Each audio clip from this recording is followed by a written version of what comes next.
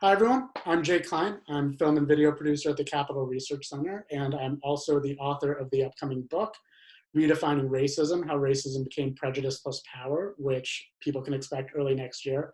And I'm really happy to be here with Christopher Rufo. Chris is a filmmaker, writer, and policy researcher. He's directed 4 films for PBS, including his latest, America Lost, which you can see at americalostfilm.com. He's also a research fellow at the Discovery Institute Center on Wealth, Poverty, and Morality, and a contributing editor at City Journal. But Chris is perhaps best known of late for his work opposing critical race theory. Chris, I'm particularly pleased to be speaking with you because I think we have a lot in common. We're both filmmakers whose side interest of opposing radical social justice politics have ended up taking more and more of our time. So that's a funny little similarity we have. But unlike me, you've actually had some really immense political impact on the issue that I'm excited to talk to you about. So we should probably start off with some background. You were, I understand, highly influential in initiating Trump's executive order banning critical race theory trainings in government and federal contractors. So do you want to start us off by explaining, first of all, what critical race theory even is, and then your role in bringing that executive order about? Sure. Yeah. Critical race theory in a nutshell is the idea that American social and political institutions are preach values of equality and liberty and opportunity, but underneath that, it's really a kind of camouflage for racial oppression, and that you have to essentially dig under the surface to uncover racism, oppression, discrimination, et cetera. Which is the true kind of heart of American institutions. And this is kind of an interesting kind of academic theory that emerged, I guess, now 30 years ago. But it's been repackaged in a number of ways. It's been repackaged from academia into kind of HR language. So at federal bureaucracies and corporations, they've kind of repackaged diversity training, human resources training, using the key ideas of critical race theory. It's also been repackaged in the street protests that we've seen since the death of George Floyd. If you listen closely, a lot of the kind of key messages on the street are really translations of critical race theory. And over the summer, I did a series of investigative reports, almost exclusively based on leaked internal documents from federal, state, and local agencies, where they were teaching the tenets of critical race theory within the public bureaucracies. So teaching, for example, that employees can be reduced to a racial essence, that they share some kind of race-based guilt, and must be kind of put through a series of in race-based kind of re-education and in many cases just simple brainwashing. And the reports that I released at the New York Post, City Journal, and elsewhere, a Wall Street Journal, and then my appearances on Fox News, and then a long kind of opening segment on Tucker Carlson, got the attention of the president, who then took action, and was able to have the good fortune of working with their team to craft the executive order that eventually abolished these trainings in the federal government. I'm first of all just a huge fan of that executive order. I think it's one of the best things that's happened in the last couple months. I wish it were maybe like messaged by the administration a little bit differently, but I mean, it's the first big step on that was really necessary. But now I understand Biden has expressed an intention to overturn the executive order, when assuming he gets into office. How do you see that playing out? Yeah, I mean, that's, it's not certain. There's kind of reports and speculation that will be one of the first to get overturned. I sure expect it. And, it's just kind of a double-edged sword. When you get something done by executive order, when the administration changes, they can typically get rid of it. So we'll see. I don't think the battle is totally lost, but certainly if they were to get rid of it, that would be a step back. But I think the larger point is really this, is that we demonstrated a proof of concept.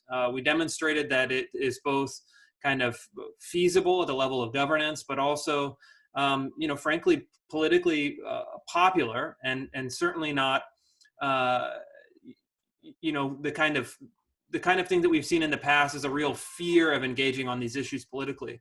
And I think that fear has really been exposed as being overwrought, has been being unnecessary.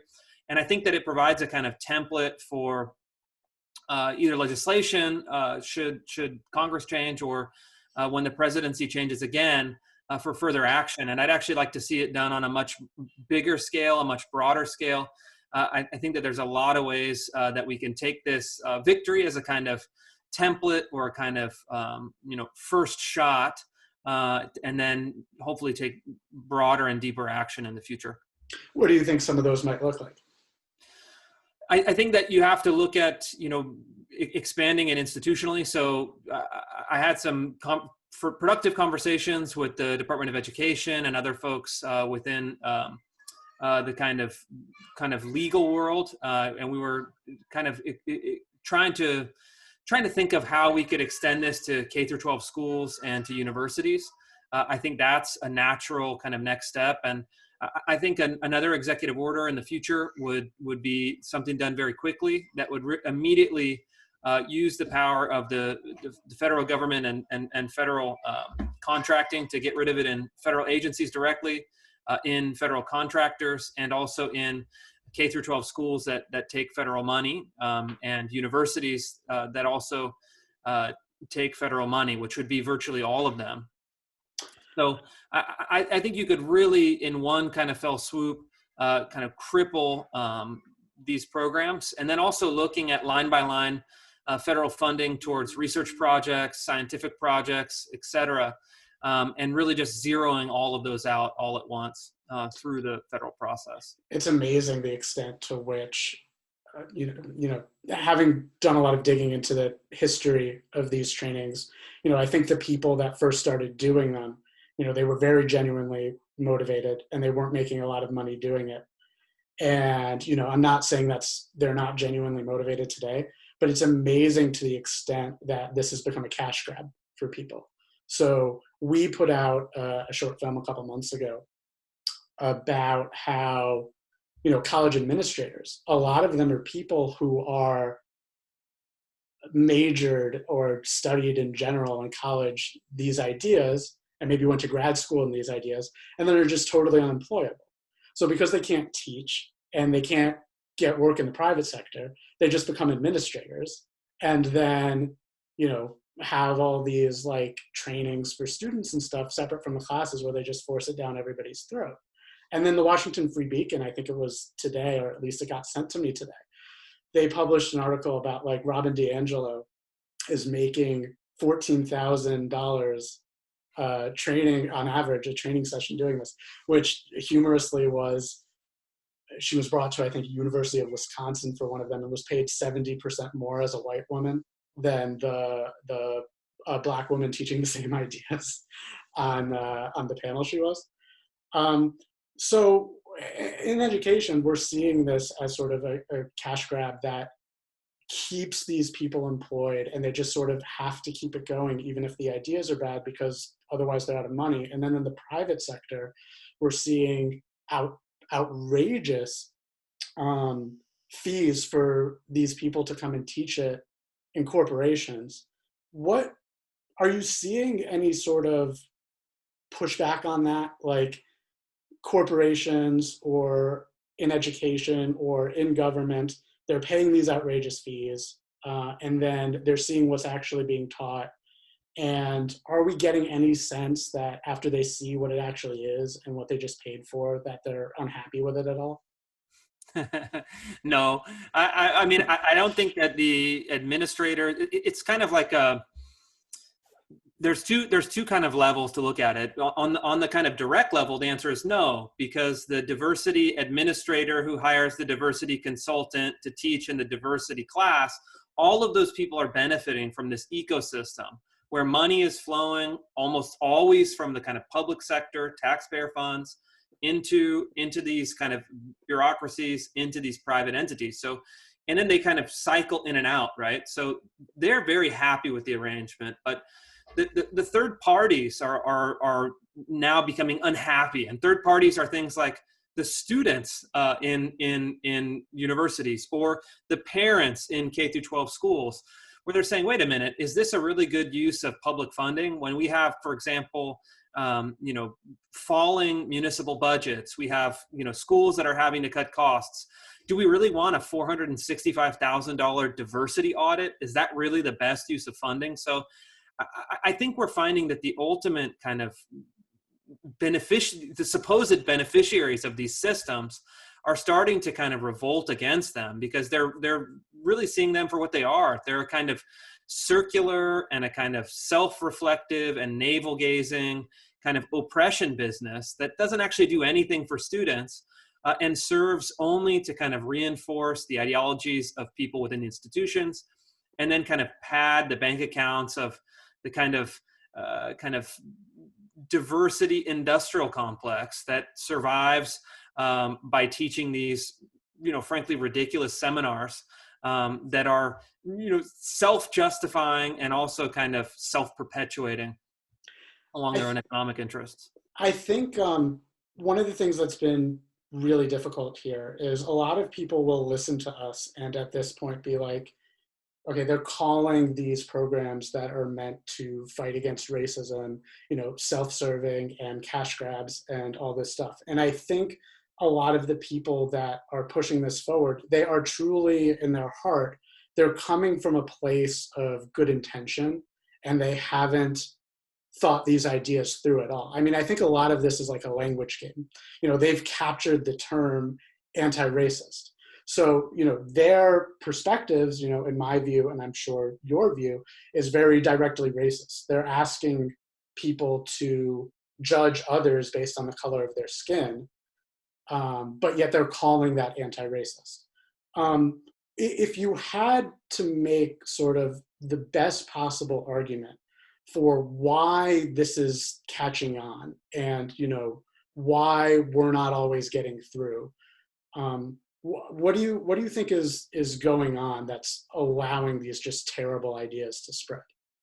I think it's catching on because they've constructed a kind of effective argument where it's very hard to say no, right? If you are a kind of middle-aged corporate vice president at some company, are you going to be the guy who's really like, no, we're not going to do this anti-racism training. We're not going to do the implicit bias training. We're not going to do X, Y, and Z training. Probably not. And I think a lot of these folks understand that this stuff is kind of BS, kind of half-baked pseudoscience, but no one really wants to take the kind of stand up against it within an institution. So what happens is that you get 2 or 3 people, maybe a dozen people within almost any large bureaucracy.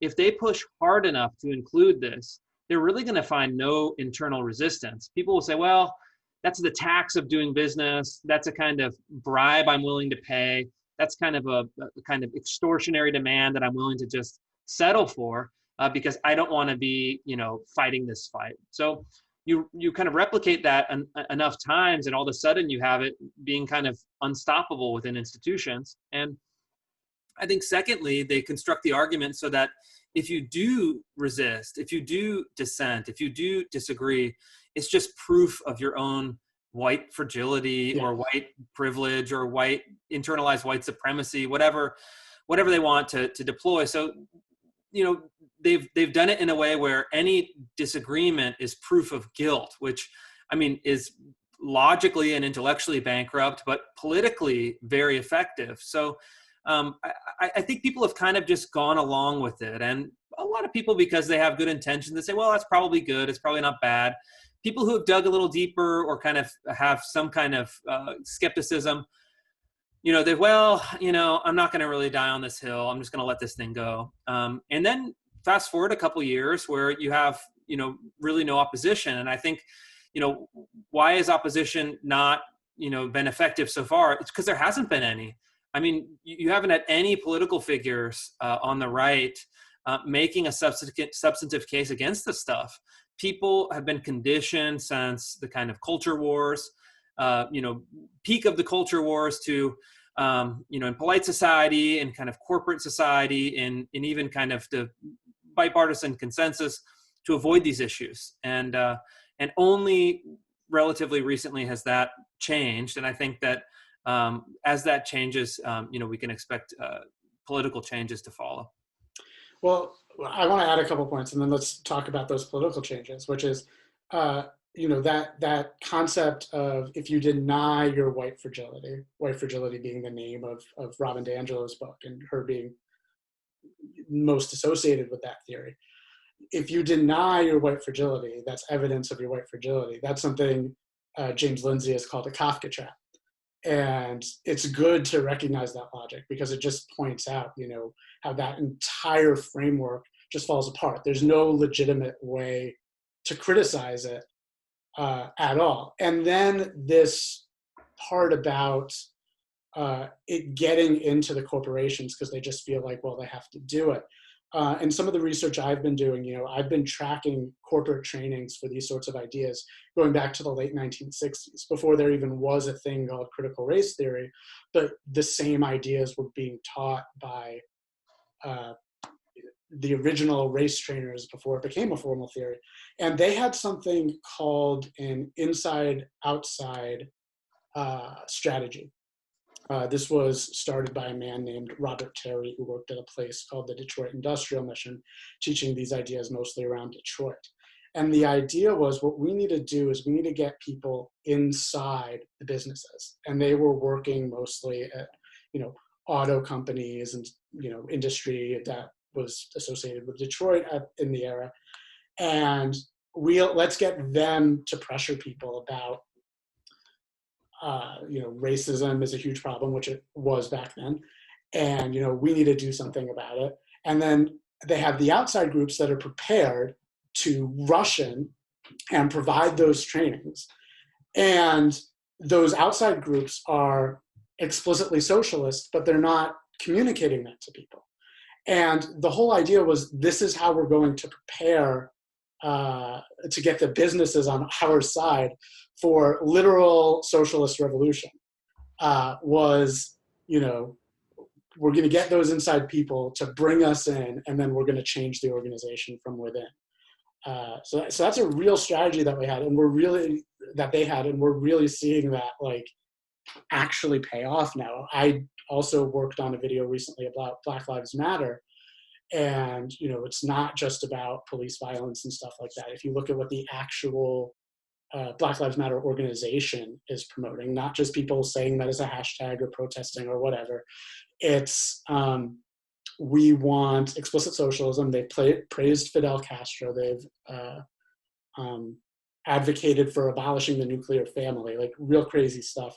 And who's given money to them? Microsoft, the Pokemon company, Dropbox, Pusheen, Bungie, these random video game companies and, major cultural institutions that you wouldn't think, as capitalist companies would be supporting explicitly socialist groups. So this has really worked out. But, onto the politics and the victory of this. Something that we saw recently was, a positive thing from this past election.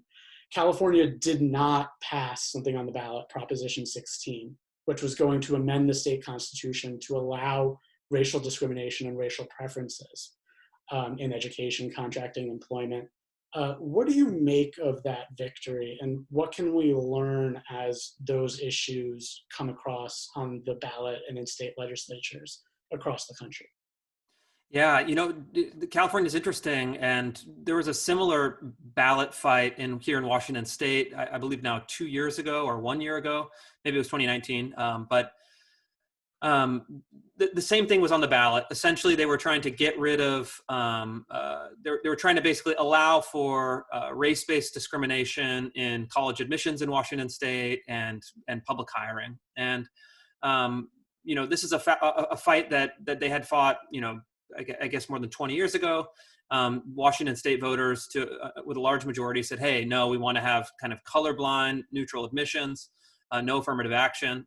And when it came up again, the interesting thing, and similarly to California, was actually Ward Connerly, who helped run the initiative and advised the initiative, also worked on the initiative here in Washington State. And the real drivers of both initiatives were Asian Americans, because Asian Americans realized that, that they were going to really bear the massive brunt of the burden in especially college admissions. And their idea was, hey, we came to the United States, in many cases fleeing kind of communist countries for kind of individual liberty, political equality, and for meritocracy. And it's basically saying if you study hard, you excel in education, you can be, you can have a high quality education, and then move up in the world. And they really felt like that was under threat, that their college admissions would plummet, their opportunities would plummet, and they fought for it. And I think this is a kind of moment where Asian Americans, white Americans, I believe even Latino Americans in California voted against the kind of race-based preferences. And I think that it really shows that people, despite the kind of political dominance of the left in a state like California, people still believe in the ideas of kind of meritocracy, of colorblind admissions, of earned success, and they're rejecting the kind of most polarizing, kind of racially divisive policies. And you're finding leadership in a community, the Asian American community, that typically has not been involved in American politics to a large extent. And they're becoming mobilized, they're becoming activated because they're sensing a kind of danger to their own fortunes. And I think that you're going to see, especially where they're most exposed in the West Coast, a real realignment, first in Asian Americans, and then among Latinos and Hispanics, where they're going to start to realize that actually the kind of left that has kind of traditionally and culturally been our home doesn't actually have our best interests at heart, and they're going to be looking for another place to put their vote, to put their power. And I think these ballot initiatives have started what I think could be a big realignment along kind of ethnic and political lines. Do you see going forward as more of these things sort of come up, whether it be ballot initiatives or other ways of doing it? Do you think that this theory gains more ground and they start winning those fights? Or do you think the coalition that you described stays steady, grows, and we manage to successfully defeat this ideology? Yeah, I'm optimistic. I'm optimistic because, I mean, if you're having the ballot measure in California, which was sponsored by the largest corporations in the world, that was sponsored by the kind of democratic political machine that has a super majority in the California legislature, and then was pushed by all of the kind of Hollywood stars and kind of most famous people in the state, fighting against a ragtag group of formerly politically disengaged Asian American noodle shop owners and small business people and dry cleaners. I mean, I know Washington State better. I spoke at the dinner celebrating the victory, and it was, predominantly Asian American, and people who had supported the campaign got up to speak, and it was literally noodle shop owners, delivery truck company drivers, testing kind of tutoring center owners, Microsoft, middle managers. I mean, really kind of predominantly working class, and then some professional class Asian Americans, a lot of recent immigrants, that they beat the political machine. They beat all of the major corporations, the Microsofts, the Amazons, the Kaiser Health. And they won because they had a popular issue. They were denounced as white supremacists. They were denounced in the media. Everyone was against them, but they managed to cobble together a coalition that won in Washington State, and then even by a bigger margin in California. So I think it shows there's a ceiling to this stuff.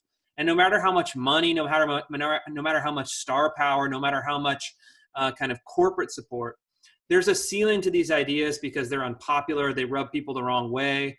They undermine kind of core values that are more deeply held.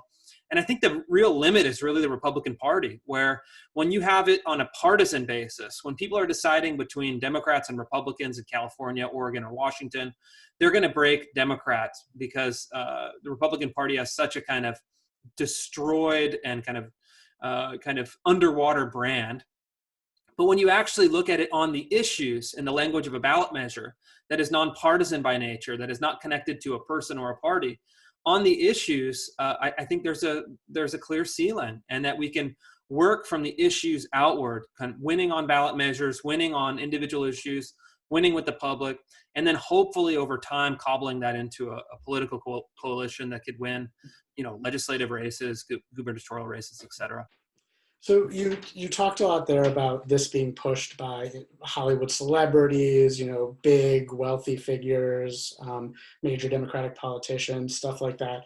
And that to me seems very strange. Like it seems to me that these ideas are largely being picked up by college educated persons of higher class. And given your work on poverty issues, which is a huge part of what you do, I mean, I'm curious, why do you think we're seeing, and again, I don't have data to back that up. I could be wrong that it's, mostly a higher class thing, but, so I guess, do you agree with that premise that it is a higher class thing?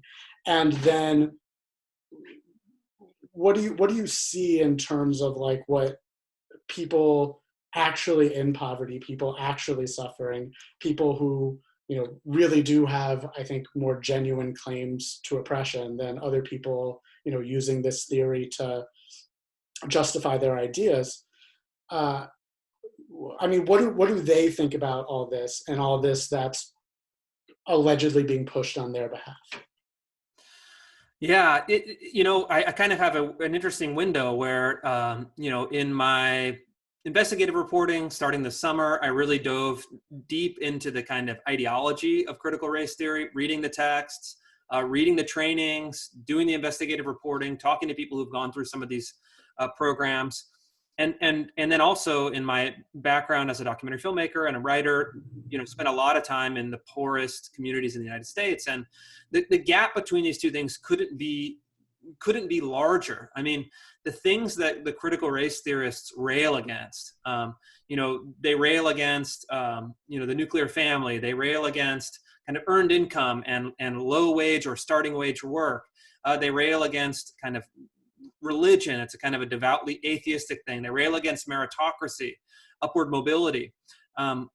Those are actually all of the things that when you talk to people in poor communities, people who are theoretically oppressed, those are actually extremely important to most people. And those are actually the things that people latch onto. They want to either restore or preserve and give kind of the sense of meaning and direction. And the gap is really huge. And I think critical race theory is the real kind of moral crime, is that it serves to kind of establish and secure the social status of woke elites of all races. So that if you are the kind of fashionable critical race theory intellectual denouncing oppression in the nuclear family and earned income and all these things, you're going to get the kind of prestigious, Atlantic byline. You're going to get the professorship at an Ivy League school. You're going to be kind of speaking for $20,000 a pop at the Shell Oil, the Shell Oil shareholders meeting or whatever.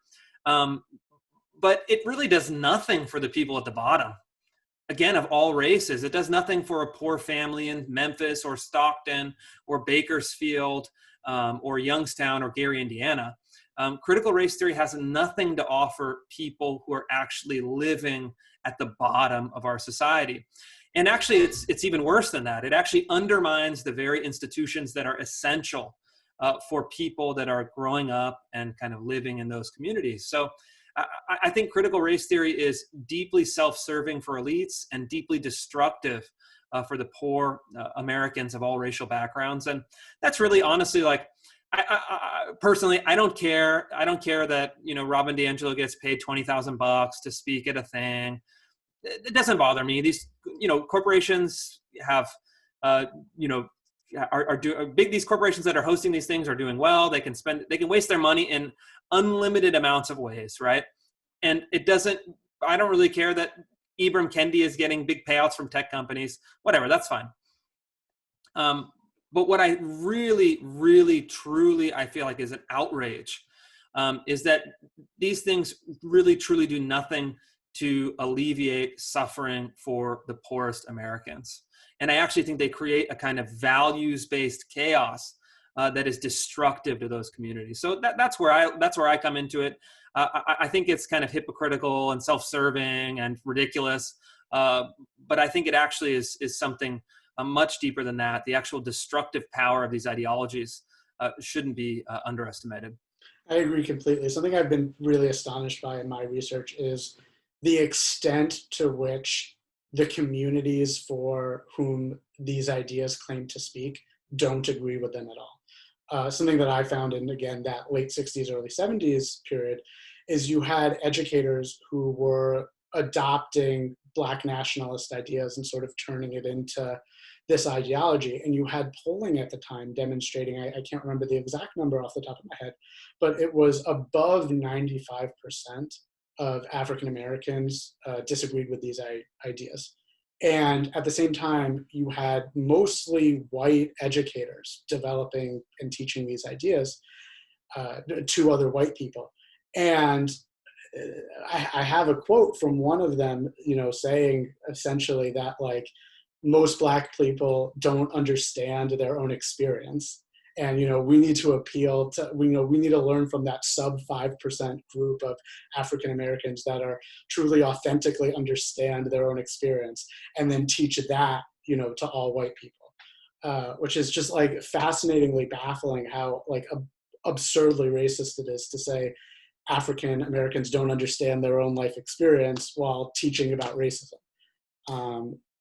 I mean, it's always been this way. In a way, it's not surprising, because if you look at the kind of Bolshevik revolution 100 plus years ago now, they were really frustrated by the same principles. Even Marx himself was frustrated, basically saying, "Ugh, we've hoped for this kind of spontaneous revolution of the proletariat, but the proletariat seems uninterested in revolution. They don't want to sign up for the program. They don't understand their own kind of oppression. They have false consciousness that has been embedded into them by the bourgeoisie and the oppressors." Yeah. So we need to, on their behalf, the kind of intellectual vanguard has to conceptualize it and refeed it back to them and lead as the kind of vanguard of the proletariat. And this is the kind of same thing, but with racial issues, saying we're the vanguard. Robin DiAngelo, white scholar of Seattle, is the kind of vanguard of the kind of Black revolutionary spirit. I mean, it's ridiculous. It's hard to even look at these things with a kind of straight face, but they're so pernicious, and they somehow function despite this kind of surface level absurdity that you have to take it seriously. And I think, I spent 3 years in and out working on a film in a public housing project in Memphis, Tennessee.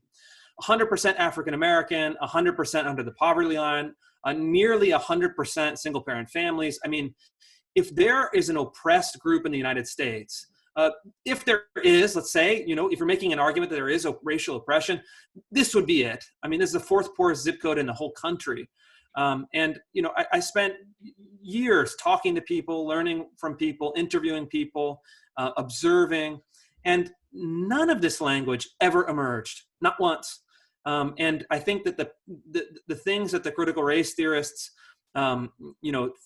have conceptualized as oppression, faith, kind of Christianity, right? And the kind of oppressive, kind of opium of the masses of religion, or family structure, or the kind of earned income system. So entry-level employment that is kind of a capitalist oppression. Those are the things that people really wanted. I mean, people really wanted to get a good education. They wanted to move up and out of the housing project. They wanted to get a kind of meritocratic job and opportunity. They wanted to restore families that had been broken in many cases for generations. And the anchor in this community for, I'd say, the majority of people was the church, the kind of Southern Black church that was still, despite kind of dislocations over the years, the kind of moral center of these communities. And I just find it astonishing that you have a kind of elite Ivy League white intellectuals that are essentially preaching down and trying to say, actually, all those things that you believe in, those are the things that are oppressing you, and ignoring the real kind of on the ground experience and conceptualization of people who are living it. Just casting aside all of that experience and saying, actually, I understand your experience better than you. It's so insulting and infuriating. And In the film, I tried to give as much latitude as much expression as possible to people who are there, people who are experiencing it. And again, never once heard the kind of revolutionary rhetoric actually on the ground from people in these communities. Yeah, the film is really excellent, by the way. I want to recommend people go to americalostfilm.com to check that out. I think you talked about religion there. I'm myself an atheist, so I'm not that connected to that end of things. But I have found it really interesting tracing these ideas, the extent to which the role of religion in this has all changed. Because again, one of the really important groups in founding and spreading these race trainings in the late 60s and early 70s was a group called the Detroit Industrial Mission. And they were a mission, they were a religious group. And, I think you can make a really strong argument for why Christianity isn't compatible with these ideas, but they were trying to come at it from a Christian perspective, and were teaching it very much from a Christian perspective. And now it's completely the opposite. So I don't know what's responsible for that. Maybe it's just a general societal shift, but it's interesting. And then that false consciousness point that you bring up, I mean, that is spot on. You're really tracing that further back than I am, because where I start my book is talking about Stokely Carmichael. And Stokely Carmichael wasn't, he was a civil rights activist, but he was really a explicit Black nationalist. He was an explicit communist. He moves to Africa in the early 70s, I think, with the goal of forming a Pan-African communist Black ethno-state, and renames himself after two communist dictators in Africa. He renames himself Kwame Ture. And his definition of institutional racism is, I think, really where a lot of these ideas started to develop. And what he did, he ran an organization called the Student Nonviolent Coordinating Committee, which used to be run by John Lewis, but then John Lewis lost an election, Stokely Carmichael won, and the organization went way radical. And he kicked, in a vote, all the white people out of that organization and told them, go back into the white community and teach my ideas, because Black people and white people shouldn't work together to end racism. Instead, white people should work on their own to end racism in the white communities based on my ideas. And that's where a lot of these race trainers in the 60s and 70s came out of, is people that were involved in the Student Nonviolent Coordinating Committee got kicked out and went and taught these ideas. So that whole thing of, thinking they know better than the vast majority of African Americans, that came from an explicit Orthodox Marxist. So it's interesting to hear you connect to those, because that lines up exactly with what I found. I want to pivot a bit back to Seattle, because you're from that area, and that is another area where it's gotten really bad. You mentioned briefly earlier that you have been leaked documents from whistleblowers about trainings going on there. And also you just published an article in City Journal about how these ideas, the activists are taking it into the policy arena, pressuring politicians, and really making policy changes in terms of defunding the police and stuff like that. So have you seen any connections between the documents that the whistleblowers leaked to you and the specific ideas that are being taught in the Seattle area to now what's going on in the policy arena locally? Yeah. I mean, it really is interesting. I think that most people, most Americans kind of zero in on the national politics, where national politics in the United States is still pretty middle of the road, let's say. The actual legislation that gets kind of hammered through in Congress is fairly middle of the road. That's my analysis. Just take it or leave it. But what's happening is that you're seeing a huge split now, whereas you have kind of countervailing factions, right, within Congress, where you have Republicans and the Senate especially representing predominantly Republican states. and then you have even kind of blue dog Democrats, or you have like your Joe Manchins, who's a Democrat, but he's from West Virginia. He's going to kind of moderate whatever policies that are being spun up by the Ocasio-Cortezes and the Ilhan Omars. But what activists have realized, to their credit, is that in municipal politics, there isn't really a countervailing faction or a counterbalancing kind of vote. So if you're in Minneapolis or Seattle or Portland or San Francisco, the political kind of center of gravity is to the furthest left. So the kind of democratic socialist, Antifa, Black Lives Matter, all of the kind of energy in these cities is really there with the very far activist left. And they've realized that municipal politics is no longer, filling potholes and, getting the buses running and salting the roads. They've said, hey, municipal politics is really our shot at transforming kind of governance into these progressive utopias. And they've gotten really aggressive about it, from electing prosecutors who are kind of very far left and kind of on the decriminalizing, kind of decriminalize everything under kind of felonies kind of mantra that they've adopted, to local councils. And in Seattle, they're really going straight for it. Their activists have said, we need to abolish the police, at least cut 50%, defund the police. We need to shut down the county's largest jail, which the county executive recently announced. They're going to reduce jail capacity by nearly 2/3. And then we also need to abolish the local courts, get rid of municipal judges that are handling misdemeanor complaints predominantly. Reduce it to the smallest possible number of judges, just a handful, maybe 2 or 3 judges. So they're trying to overhaul the justice system locally in a way that they could never do nationally. And the documents that I've, the kind of demands from the protest groups, and then the kind of trainer documents that I've seen, and then the kind of internal documents from the county executive here and others, are really the same narrative. You see the kind of pervasive influence of the activist ideology, where the county executive of King County, Washington, the largest in the state, is kind of saying, the criminal justice system is predicated on white supremacy and needs to be dismantled for all of these reasons, bullet points and charts and graphs. And there's really little separation now between the kind of activist ideology from the outside and the kind of activist ideology from the inside, to an extent that I think that most residents are just now starting to understand. And I think that for the foreseeable future, the activists are really in the driver's seat, and we'll see how far they can get. We've talked a lot in broad terms about the ideas that are contained in critical race theory and being taught to people. But, having those whistleblower documents, are there any sort of like specific things that you think people would be particularly shocked to know are being taught in those classes?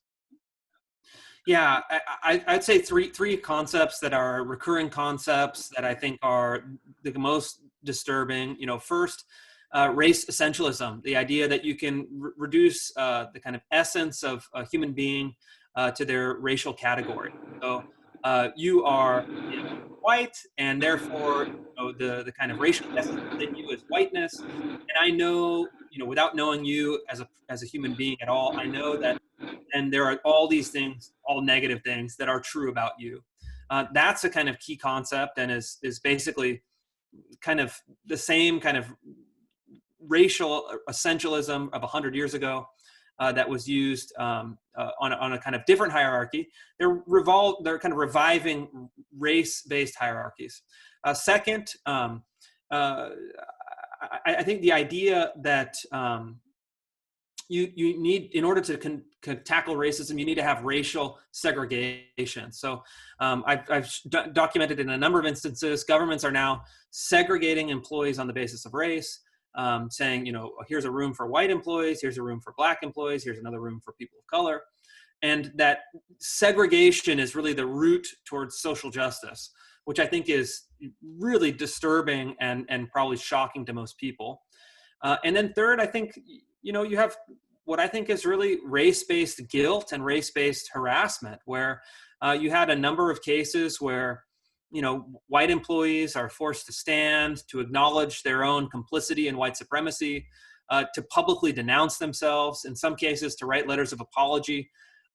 People who have done nothing wrong. They're kind of working in bureaucracy, probably doing their job, with a reasonable amount of competence, that have done nothing wrong, but are being forced to kind of go through this regimen of re-education, just because of their kind of inborn characteristics. And I think that's wrong. I think it's wrong no matter who it's targeted towards.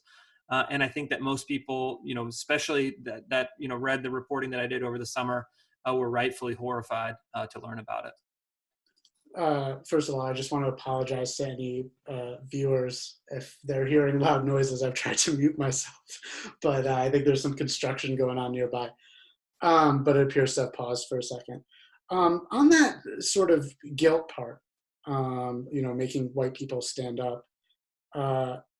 My book is, again, it's coming up, and it's called Redefining Racism. And part of that redefinition of racism that went on and appears to have still gone on is defining all white people as racist by definition, because they benefit, if there is white privilege, which is a conversation we could probably talk about for a while, but let's say there was, right?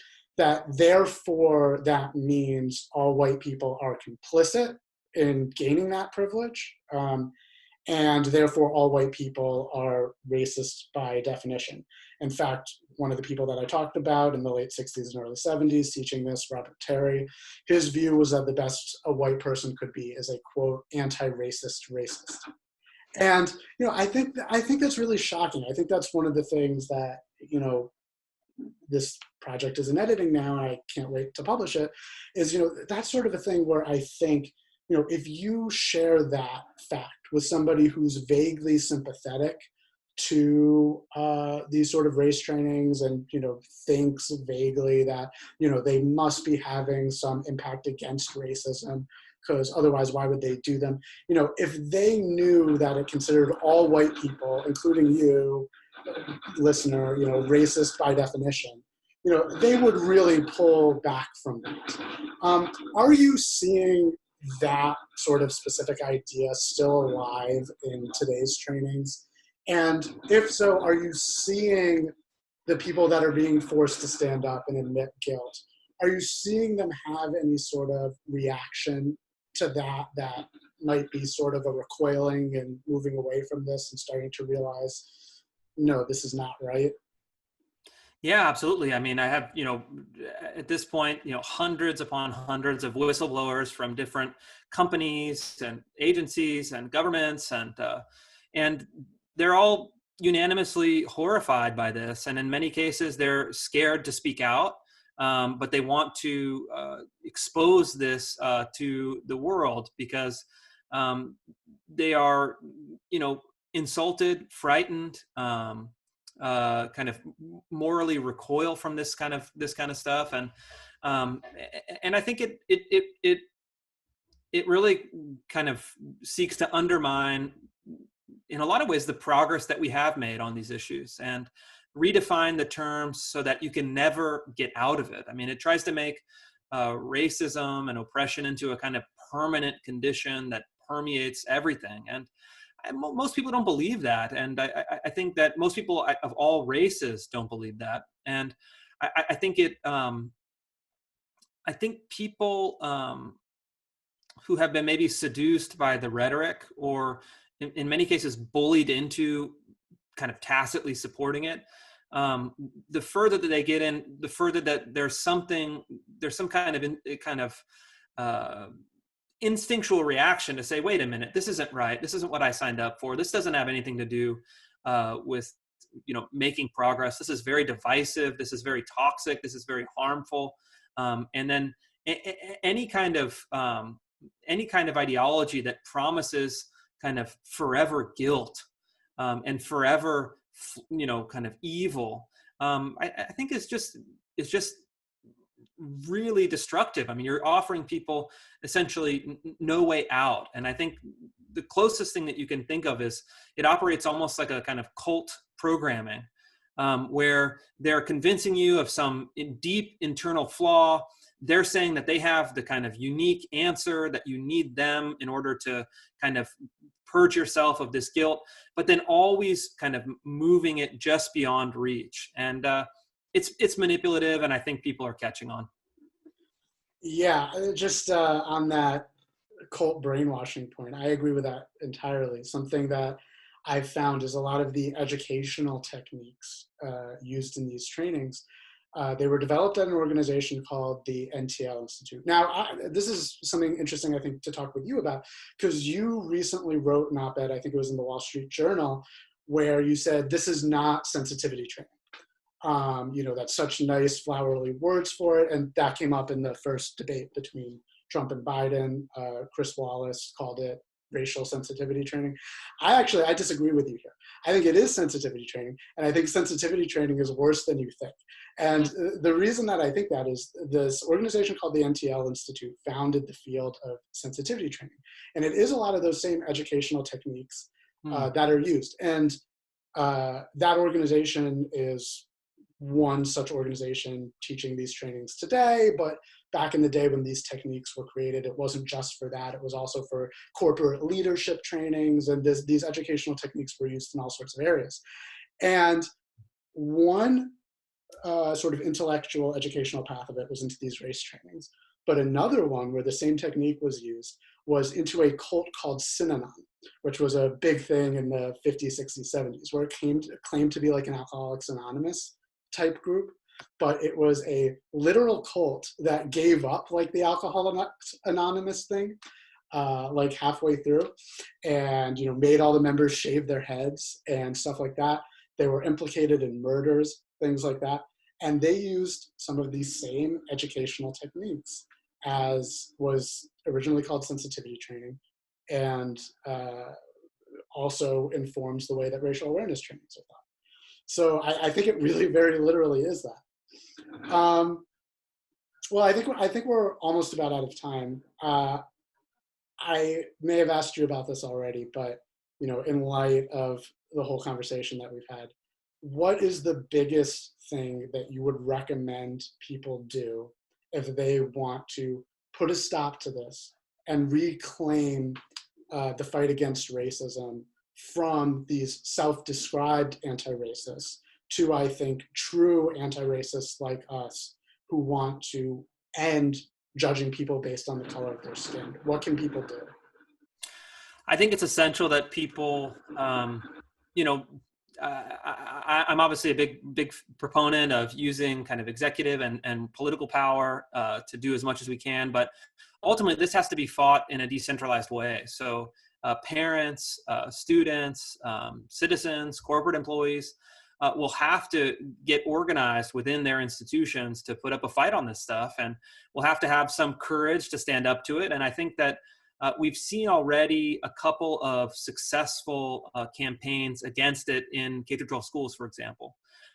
There's in Fairfax County, Virginia, and I believe I'm probably going to butcher the pronunciation, Loudoun County, Virginia. Parent groups have successfully fought against it, and they've done it by mobilizing, organizing, running PR campaigns, showing up for meetings, and really gathering a kind of multiracial coalition of people from all different backgrounds to say, hey, we don't believe in this, we don't like this, we don't want this. This is harmful to kids. And I think just what the Asian Americans and others did in California and Washington, pushing back against the race-based preferences. You have to make the case. You have to be willing to go through the gauntlet. You have to be willing to kind of get beaten up by your opponents a little bit, but then actually, cobble together a coalition that has enough power and strength and authority to push back. And I think it totally can be done. And I think that it just takes the kind of smart organizing on the ground amongst concerned people. And I think that ultimately we can win, because ultimately these kind of diversity trainers and others are wrong on the issues. It conflicts with the values that most people have. And I think that, my favorite thing about this is that what taxpayers giveth, taxpayers can taketh away. And these race trainers have no independent base of support. They're almost entirely the creatures of public funding, whether in education or consulting or university setting. So, we can very easily kind of cut off the funding and cut off the kind of gravy train for these folks, and over time, put them, really back in this kind of same place they ended the 1960s with, which was they tried to kind of foment the revolution. The revolution was very unpopular. They alienated most Americans, and they lay dormant for a number of years. I think that's where we got to put them politically. We have to put them back in that position.